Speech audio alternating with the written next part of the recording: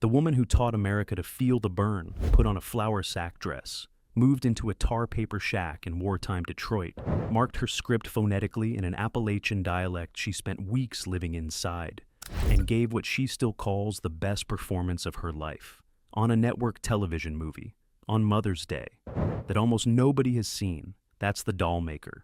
It aired on ABC on May 13th, 1984, and most people have never heard of it. Part family tragedy, part working-class elegy, part Jane Fonda doing the most un-Jane Fonda thing she ever did, and calling it her finest hour. Fonda produced it through her own company and spent years forcing it into existence. Daniel Petrie, the director who made Sybil and Eleanor and Franklin, kept the whole thing from collapsing under its own weight. Levon Helm, drummer for the band, played the husband without needing a dialect lesson. Because turkey scratch, Arkansas is not that far from Kentucky. Geraldine Page played the neighbor with 7 Oscar nominations and 0 wins. She corrected that the following year. And Studs Terkel, the man who built his career interviewing taxi drivers, played a taxi driver and had to be replaced mid-scene by a stunt driver because he had never in his life operated a car.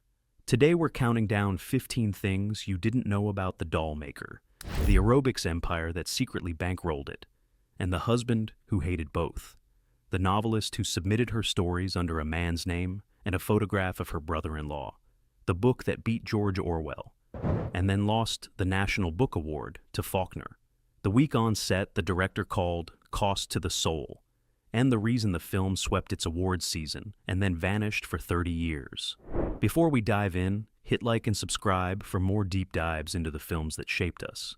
Let's get into the countdown with number 15. Number 15. Her book beat Orwell, then was published behind a man's name. In 1949, a Kentucky woman named Harriet Arno published a novel called Hunter's Horn about fox hunting in the Appalachian Hills. The Saturday Review named it the best novel of the year. The novel it beat was George Orwell's 1984. Let that sit. Harriet Arno, who you've almost certainly never heard of, beat the most famous dystopia in the English language for a major literary prize.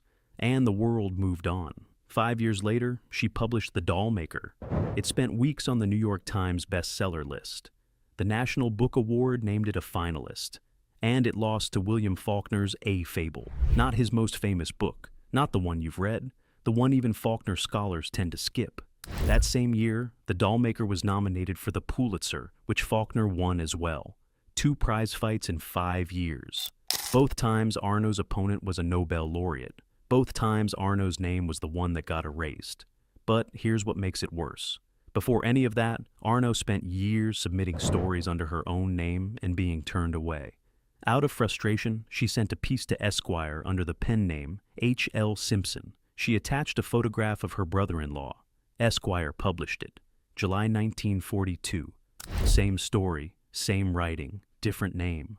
Male face on the submission. In 1971, Joyce Carol Oates pulled The Dollmaker back from obscurity with an essay calling it A Legitimate Tragedy, Our Most Unpretentious American Masterpiece.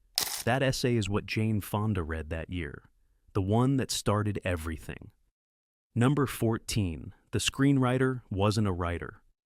When Jane Fonda needed someone to adapt a 600-page Appalachian novel that multiple professional screenwriters had already failed to crack, she called Hume Cronyn. You know Cronyn is one of the great character actors of the 20th century.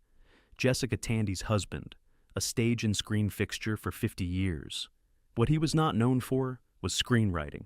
Here's why he got the call anyway. In 1982, Cronyn had co-written and starred in Foxfire, a Broadway play set in the Appalachian Mountains, based on the Foxfire books of Appalachian oral history. His wife Jessica Tandy won the Tony for it. The play ran 213 performances. Cronyn had spent years writing and performing material about exactly the world the Dollmaker depicts. He brought in Susan Cooper, best known as the author of The Dark is Rising fantasy sequence, the Newbery Medal-winning children's books, to co-write the teleplay. Cooper was in the middle of writing her next novel when Fonda came calling. She set it down and went to work on The Dollmaker instead. Their teleplay won the Writers Guild Award and the Humanitas Prize. Cronin received an Emmy nomination for Outstanding Writing. The woman who couldn't find a screenwriter found an actor who had spent years living inside Appalachian stories without knowing he was preparing for this specific job, and a children's fantasy author who had to abandon her own book to write it. Number 13. Her husband despised the workout that paid for it. In 1982, Jane Fonda released Jane Fonda's Workout. It became the highest-selling home video in history. 17 million copies over 13 years, a franchise that single-handedly created the consumer home video market. People bought VCRs to use it. Every dollar went to a political action committee. Fonda and her husband Tom Hayden ran the campaign for economic democracy, which promoted rent control, solar energy, labor rights, and environmental reform. The PAC owned all of Fonda's workout assets: the studios, the book, the tape. By early 1982, the studios alone were generating $30,000 a month into the treasury. Tom hated it, Fonda told The New Yorker. Even though all the money went to the organization, he thought it was all about vanity. So millions of women across Reagan's America were buying Jane Fonda's aerobics tapes while unknowingly funding a campaign that the man running it found embarrassing. And here's the kicker. Fonda's production company, IPC Films, the same company that made The China Syndrome, 9 to 5, and On Golden Pond, produced The Dollmaker. That company ran on Fonda's money and leverage, built on the workout empire Hayden despised. The leotard funded the flour sack dress. Her husband thought the whole thing was beneath them both. She won the Emmy. Number 12, it took her 13 years, and Roots changed everything. In 1971, Jane Fonda was deep into the awards run for Clute, the film that would win her the Academy Award for Best Actress at the 1972 ceremony. She read The Dollmaker. She immediately wanted to make it, and immediately couldn't. 600 pages of Appalachian dialect and interior monologue that defied compression. Multiple screenwriters tried and walked away. Feature studios weren't interested. The project sat for years, then more years. Her producing partner Bruce Gilbert eventually pointed her toward television. Fonda thought television was beneath her. Then she thought about Roots, the 1977 ABC miniseries about the history of American slavery, ran for 8 consecutive nights and stopped the country. Roughly 130 million people watched at least part of it. The finale drew 100 million viewers, the largest single-episode television audience in history at the time. Fonda looked at what it had done to the national conversation and changed her mind. "When you do television," she said, "you have opportunities that you don't have anywhere else. One of them is to reach masses of people." The director she eventually hired, Daniel Petrie, put it plainly in a 1984 UPI interview. To inflict on motion picture audiences, who are normally a younger age group, a long picture that has none of the packed action they're used to today is something she didn't want to do. Television was where it belonged. The woman who held out for years gave in because a miniseries about Black American history showed her what the medium could do. The film she made reached 50 million homes. Number 11. The Detroit scenes were shot in Chicago, where history had already hit. The Dollmaker is set in 2 worlds, the Kentucky Hills and wartime Detroit. The production shot neither of them in the state the story is set in. The Appalachian sequences were filmed in Cades Cove, a valley in the Great Smoky Mountains National Park in Tennessee, where preserved 19th century homesteads still stand in the shadow of the Blue Ridge. It looks like a painting of what Appalachia is supposed to look like. Petrie knew it and used it. The Detroit sequences were shot in Chicago, specifically inside an abandoned steel mill on the south side. Think about that for a second. The film's central argument is that industrial America consumed whole communities and never gave them back. And the production built its wartime Detroit inside a structure that industrial America had already finished with. A factory long since emptied by the same economic forces the film was depicting. They couldn't afford to reconstruct a wartime Detroit street, so they found one, the ruin of it, already waiting in Chicago. The Washington Post critic noted that production designer George Jenkins had achieved a flawless look of bleak, so effective that after a while, it's not just depressing, it's debilitating. The factory that industrial America left behind became the set for a film about what industrial America does to people. Whether that was irony or just resourcefulness, it was exactly right. Number 10, Levon Helm cast himself by being exactly who Clovis was. Clovis Nevels needed to be a specific kind of man, good-natured, genuinely in love with his wife, constitutionally incapable of understanding what his decisions cost her. Cast the wrong person, and the film becomes a morality play about a bad husband. They cast Levon Helm, drummer for the band, the only American-born member of the group that backed Bob Dylan on his electric tours. Grew up in Turkey Scratch, Arkansas, cotton country, Delta music in the air from birth. He made his acting debut in 1980 with Coal Miner's Daughter, playing Loretta Lynn's father. No translation required. He played Jack Ridley in The Right Stuff in 1983. By the Dollmaker, he had the resume, and the one advantage no preparation could manufacture. He didn't have to translate anything. While Fonda was spending weeks with Appalachian families and marking her script line by line, Helm showed up as himself. But here's the part that gets overlooked. The woman playing Mrs. Hull in a small supporting role was Phyllis Boyens, a real West Virginia folk singer, daughter of coal miner Nimrod Workman, who appeared in the Academy Award-winning documentary Harlan County, USA. She had played the role of Loretta Lynn's mother in Coal Miner's Daughter, alongside Helm. Helm personally recommended her for the Dollmaker. In a cast where the star had marked every line of her script, the drummer and the folk singer walked in already knowing how to speak it. Number 9, 7 nominations, 0 wins. Then, everything changed. In 1984, Geraldine Page played Mrs. Kendrick, Gertie's neighbor in the Detroit tenement, a supporting role. At that moment, Page held a record, 7 Oscar nominations with 0 wins. The first woman in Academy history to reach that number without a win, a mark she shared with Peter O'Toole and Richard Burton on the male side. That same year, she received nomination 7 for The Pope of Greenwich Village. 7, still nothing. Then she filmed The Trip to Bountiful. At the 1986 ceremony, F. Murray Abraham opened the envelope for Best Actress and announced, "I consider this woman the greatest actress in the English language." Then he genuflected as she walked to the podium. She won on her 8th try. The Dollmaker sits directly between nomination 7 and the Oscar, Page in the final lap of the longest wait for an actress in Academy history, taking a supporting role in a television movie, 1 year before the industry finally stopped withholding. She died in June 1987, mid-run in a Broadway revival of Blithe Spirit. The Oscar had come the year before. Number 8, The Taxi Driver Who Couldn't Drive. Studs Terkel, the Chicago oral historian, author of Working in Hard Times and The Good War, the man who built his career interviewing taxi drivers, steel workers, and ordinary Americans, had a small role in The Dollmaker as a taxi driver. After he delivered his lines from behind the wheel, the director told him to drive off. Terkel had to admit he had never driven a car, not once.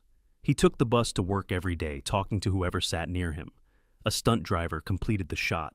"I'm the only bit player in Hollywood who ever had an understudy," Terkel liked to say afterward. There is a snapshot from the set. Jane Fonda wrote on it, "What a thrill to be upstaged by you studs."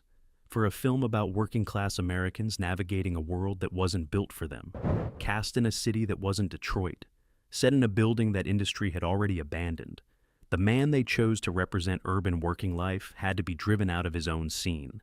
As a piece of accidental casting, it is nearly perfect. Number 7, she left Jane Fonda behind on the plane. The moment Fonda stepped onto the plane to the filming location, she stopped being Jane Fonda. She stayed in character, in dialect, in posture, in voice, through every take, every break, every dinner on location. Not because the script required it, because the woman she was playing had never in her life sounded like someone who sold workout tapes. She wasn't naturally good with accents. So before filming, she went to Kentucky and Arkansas and spent weeks living with Appalachian families, chopping wood, milking cows, churning butter, until the physical work of Gertie's life lived in her body rather than her head. Then she hired dialogue coach Robert Easton and went through the entire script phonetically, every word marked on every page, until she had a sound map for a woman who had never been to Malibu. The Washington Post critic said she never sounds comfortable with the dialect and called the whole enterprise noblesse oblige fondue. Then, in the same review, admitted the film might not have worked with anyone of less magnitude than Fonda in the title role. The New York Times called the result nearly always spellbinding. Two critics in the same city read the same performance and reached opposite conclusions. The woman they were watching had spent weeks shoveling manure and phonetically mapping a script to get to that disagreement. Number 6. The Mother's Day Gamble That Paid Off. The Dollmaker premiered on ABC on May 13, 1984. Mother's Day, 8 p.m. In those same weeks, conservative protesters were picketing Marshall Field's department store in Chicago when Fonda appeared there to promote a workout clothing line. Hanoi Jane hadn't gone away. 12 years after her 1972 trip to North Vietnam, she was still being protested in American cities. ABC was gambling, the most politically polarizing actress in America, in a story about working-class poverty, aimed directly at middle America on the most family-centered night of the year. The network ran it anyway. It worked. The Dollmaker scored heavily in the May sweeps. Fonda won the Emmy 4 months later. The film is about a mother, what motherhood costs, what it absorbs, what it endures. Airing it on the one Sunday when American families sat together, thinking about exactly. That wasn't just a smart scheduling call. It was the right night. Number 5. The novel stayed in Detroit. The film went home. In Harriet Arno's novel, Gertie Nevels does not go home. The family stays in Detroit. The block of cherry wood she has been carving throughout the book, the figure she can't name, Christ or Judas, gets split apart and turned into commercial dolls to sell for money. Her art becomes a product. The industrial city wins. Arno was writing about what displacement permanently costs, and she refused to soften it. Screenwriters Susan Cooper and Hume Cronin changed it. In the film, Gertie carves a complete doll, earns enough to escape, and the family returns to Kentucky. They acknowledge the change. It was deliberate. And what makes it complicated is who made the call. Fonda had fought for years to make the most faithful possible version of a novel she loved, and the film she finally made changes its most important claim. The hopeful ending makes Gertie's survival feel personal. Arno's ending makes it feel structural and irreversible. Arno, in her mid-70s, watched a film change the conclusion of the book she had spent years writing. She died 2 years later. She never said publicly what she thought. The novel ends in Detroit. The film goes home. Number 4. The Dollmaker scene that haunted its director. Daniel Petrie gave one interview before The Dollmaker aired. He described 2 scenes. One involved a scene where a child is lost. He wouldn't detail it, only that there are a couple of scenes in it that are as devastating as anything that I have ever had to encounter in terms of making a picture. The production spent roughly a week on the sequence. He called it cost to the soul over that period of time. The other, Fonda, hair pulled back, sitting with her hand on her chin, staring out a window. Petrie said that when she screened the finished film and saw herself in that shot, her reaction was the same as everyone's has to be. He didn't describe what that reaction was. He just said, everyone has the same one. Those are the 2 scenes at the center of the performance Fonda still calls her best work. Number 3, the Emmy-winning film that disappeared. The Dollmaker aired once, and then it nearly disappeared. 6 Emmy nominations, 2 wins. Lead actress for Fonda, costume design for Julie Weiss. DGA, award for Petrie. WGA Award and Humanitas Prize for Cooper and Cronin, 94% on Rotten Tomatoes. And as of 2013, it was the only film in Jane Fonda's entire filmography never released on DVD, not out of print, not discontinued, never manufactured. Made-for-TV films get trapped in a legal no-man's land between network ownership and distribution rights, a tangle nobody has much incentive to untangle. For nearly 30 years, the only way to see The Dollmaker was to tape it off ABC on May 13, 1984, and hold on to the cassette, or catch a late-night rerun and hope. There are still people who describe never forgetting it, whose families were so moved by one particular scene, they asked never to see it again. The Emmy-winning performance Fonda calls her best work existed for 3 decades only on cassettes people recorded in their living rooms. Fonda told The Hollywood Reporter in 2011 it took 12 years to get the rights to the only television movie she ever made. It's on streaming now. Gertie Nevels is free on your phone, but for most of its life, the best thing Fonda ever did was also one of the hardest things to find. Number 2. From Tom Joad to Gertie Nevels. In 1940, Henry Fonda played Tom Joad in The Grapes of Wrath, an Oklahoma sharecropper driven off his land, searching for survival in a world that didn't want him. He received his first Oscar nomination for the role. He didn't win. 44 years later, his daughter played Gertie Nevels, a Kentucky mountain woman driven from her farm to the factories of wartime Detroit, fighting to hold a family together in a world that had no room for her either. Same displacement, different generation. Father and daughter, same American story. Jane accepted her father's only competitive Oscar on his behalf in March 1982 for On Golden Pond, the film she had produced and starred in, to give him that moment because she knew he was dying. He died 4 months later. She accepted on his behalf. 3 years later, Jane walked into a packed congressional hearing room to testify about the farm crisis, flanked by Sissy Spacek and Jessica Lange, with 20 real farm wives seated behind them. She turned to the cameras and said, "The reason we are here is to underscore the gravity of the crisis that is leading to the bankruptcy, humiliation, and banishment of farmers from their lands at a rate not seen since my father made The Grapes of Wrath." She made a film about an Appalachian woman displaced from her land. Then she went to Congress and pointed at her dead father's film to explain why it still mattered. Number 1, Harriet Arno, was the real Dollmaker. The Dollmaker is about one thing. Gertie Nevels has a gift, and everyone around her needs something from her more urgently than they need her to use it. Her husband needs her in Detroit. Her mother needs her to obey. The factory economy needs her dolls cheaper and faster for someone else. And running through everything, from first scene to last, is a block of cherry wood she's been carving, a face she can almost see, Christ or Judas. Never quite sure. The one thing in her life that belongs entirely to her. Run the same description against the woman who made it. Feature studios said no. Screenwriters quit. Cinema said the story lacked the action a multiplex needed. Fonda switched mediums. She built a production company on workout money her husband called a vanity project.